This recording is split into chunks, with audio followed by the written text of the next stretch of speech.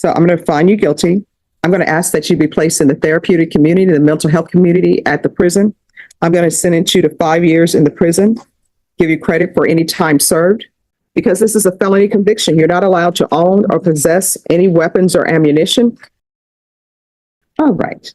So, Mr. Pruitt, what I can tell you is I read the PSI report and I understand what you're saying and I've internalized what you're saying.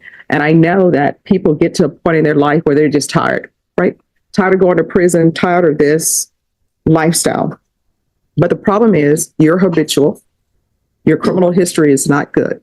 You know, because of that and because of other things that I've heard and that I've looked at in the stipulations in the PSI, I'm not going to grant your application.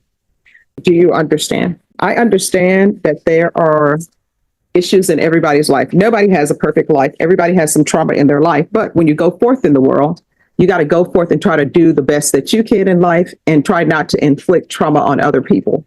And sometimes that trauma is stealing somebody's property, right?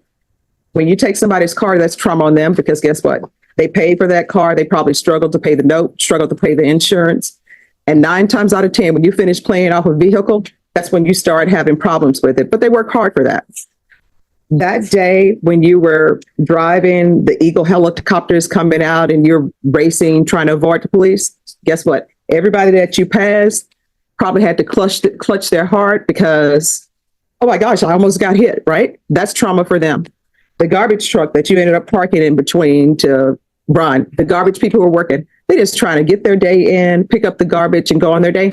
They probably had trauma from that. And then when you hopped out of the passenger vehicle and took off running, I'm sure there were other people probably with their children just enjoying their day. Oh my gosh, something's going on. So everybody experiences trauma in their life. It's just the way that you handle it. And I know that my sending you to prison, that's trauma for you, right? Because you want to be with your family. But you're going to have to go to prison, continue what you did at the jail. At the prison, you can actually get a college degree. And guess what? It's free.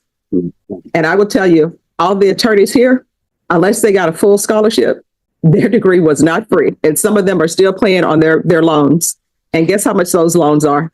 The equivalent of a mortgage. So there are good things for you to look forward to. So when you go to the prison and come out, remember this and remember that you are a habitual. So usually, depending on the offense, your minimum is 25 years in prison. All right. Good luck to you, okay?